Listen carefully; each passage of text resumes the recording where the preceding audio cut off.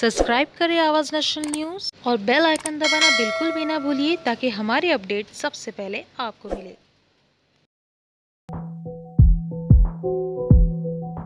हमारी मांगे पूरी करो, हमारी मांगे पूरी करो, हमारी मांगे पूरी करो, हमारी मांगे पूरी जीवन धारा निशाना है, हरे कॉलोनी में हॉस्पिटल बनवाना है। जीवन धारा निशाना है, हरे कॉलोनी में हॉस्पिटल बनवाना है। जीवन धारा निशाना है, हरे कॉलोनी में हॉस्पिटल बनवाना है। जीवन धारा संघ ने आरे कॉलोनी में 24 घंटे के लिए हॉस्पिटल शुरू करने के लिए आजाद मैदान में भूख हड़ताल किया। जीवन धारा संघ के राष्ट्रीय अध्यक्ष गोविंद पांडे और युवती सचिव सारिका नायडू ने सरकार तक अपनी बात पहुंचाने के लिए इस भूख हड़ताल का सहारा लिया है। अगर फिर भी सरकार ने नहीं सुना तो जीवन धारा संघ बड़े पैमाने पर कार्यकर्ताओं के साथ रास्ता रोको आंदोलन करेगी। ऐसी चेतावनी उन्होंने सरकार को इस अनशन के द्वारा दिया है।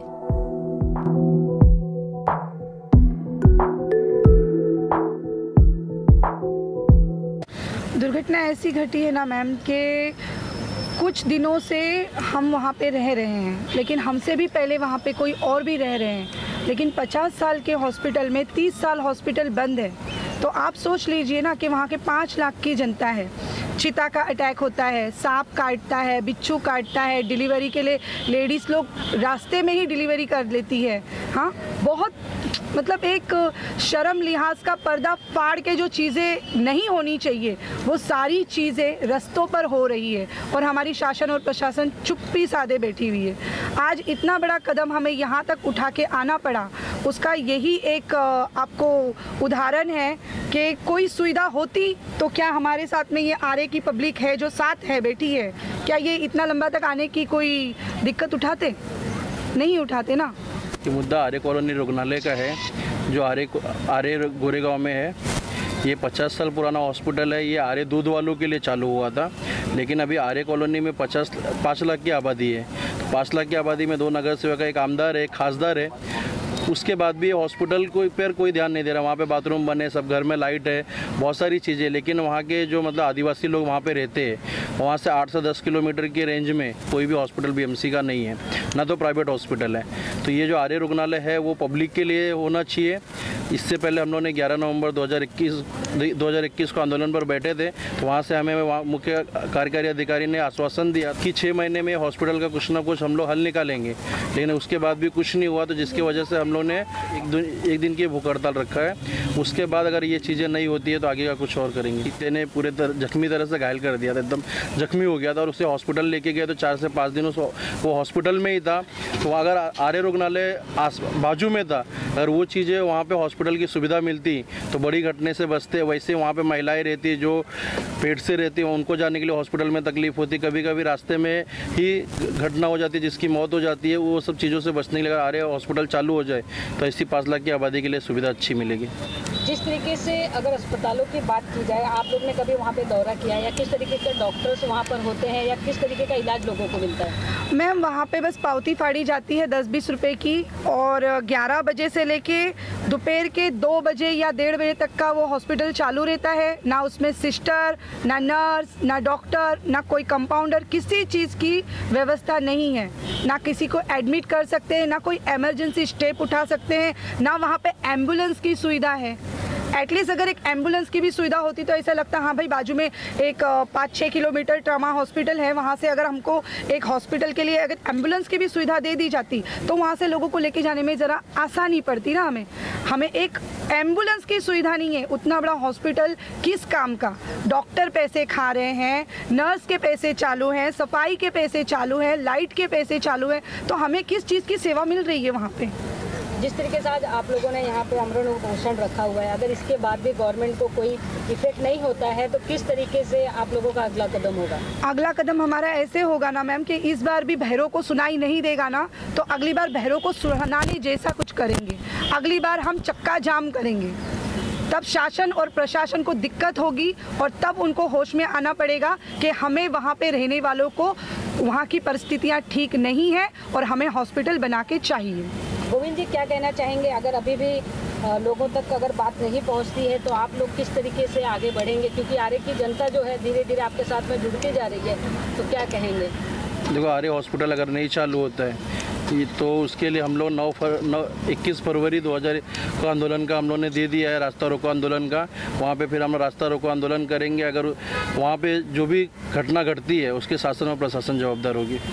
वाइकर जी से कभी आपकी मुलाकात हुई या इस मुद्दे को लेकर आप कभी उनके पास गए? क्योंकि वहाँ के जो अगर हम बात करें तो एमएलए वो वहाँ पर हैं, आर्य कॉलोनी में काफ़ी चीज़ें वो हमेशा से बताते हैं कि वो करते हैं, तो क्या अस्पताल की ओर उनका ध्यान नहीं है? मैडम देखो, आर्य के लोगों ने बहुत बार उनके पास गए हैं और वो वहाँ पे आमदार वहाँ के, उनका तो कर्तव्य बनता है कि वहाँ पे हॉस्पिटल बना कर दे, क्योंकि वहाँ पे उनके खुद के कुछ मतलब रूम्स है और बाथरूम बना रहे, चौल बना रहे, रोड बना रहे, तो उनको हॉस्पिटल भी दिखना चाहिए।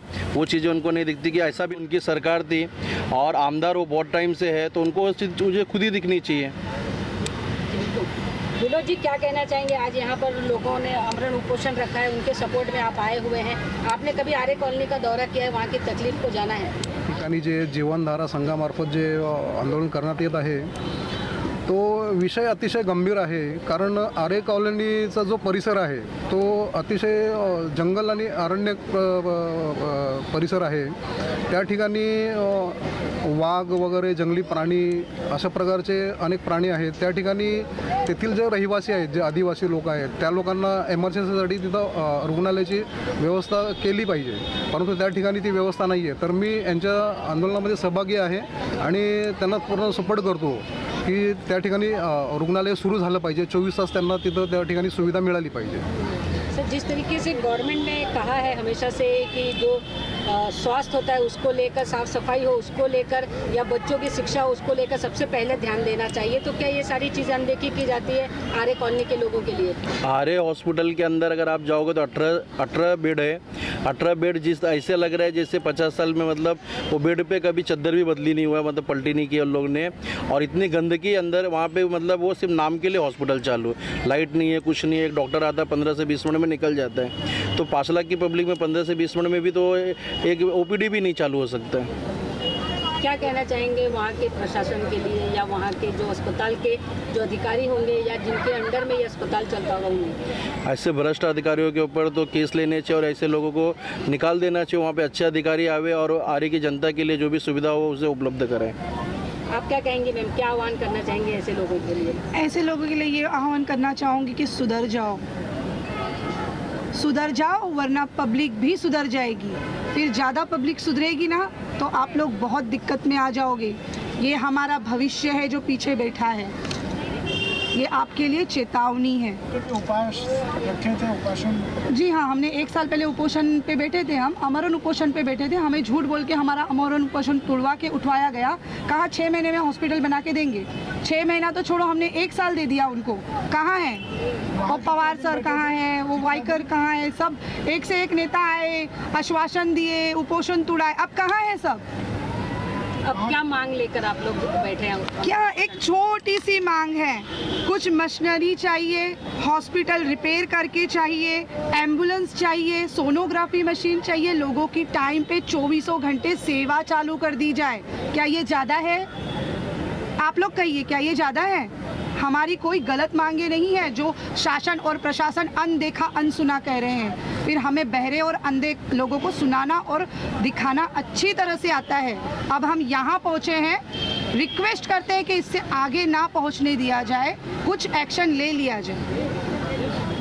वहाँ के रोड के बारे में क्या कहें? रोड तो रिपेयर हो रहा है सर, वहाँ रोड रिपेयर हो रहा है, वहाँ पेट्रोल पंप आ रहे हैं, वहाँ मॉल आ रहे हैं, वहाँ पे शॉपिंग सेंटर बनेंगे। हाँ, लेकिन लोगों के लिए लाइटें नहीं आ रही हैं, घर घर में पानी नहीं आ रहा है, बाथरूम नहीं बन के मिल रहा है। मेरे खुद के घर के सामने नाला बहता है जो ढका हुआ भी नहीं है। मैं वहाँ की रहिवासी हूँ, मैं यहाँ पे सबके मुद्दे लेके बैठी हूँ, क्योंकि मैं आंखों देखा हाल आप लोगों को बता रही हूँ। किसी का कहाँ सुना, किसी के बहकावे में आके मैं यहाँ पे कोई लेक्चर नहीं दे रही हूँ। यहाँ तक पहुँचने में जितना हमने कष्ट किया है उतना कष्ट सहन करने वाले भी चाहिए ना। आज की पीढ़ी इतना नहीं सहन करेगी। और कब तक चुप बैठे? क्या गलत मांग रहे हैं? प्रशासन तो पैसा दे रहा है ना हॉस्पिटल को चलाने के लिए, कौन भर रहा है लाइट बिल? कहाँ जा रहा है डॉक्टरों का पैसा? कहाँ जा रहा है सफाई के पैसे? सब तो उनके जेब भर रहे हैं, लेकिन हम लोगों को जो सुविधा मिलनी चाहिए वो नहीं मिल रही है। यहाँ पे भूख हड़ताल करने का कितने दिन आप लोगों को परमिशन दिया गया है? नहीं, यहाँ पे हम लोगों को आमरण उपोषण करने के लिए, आमरण भूख हड़ताल करने के लिए मना किया गया है।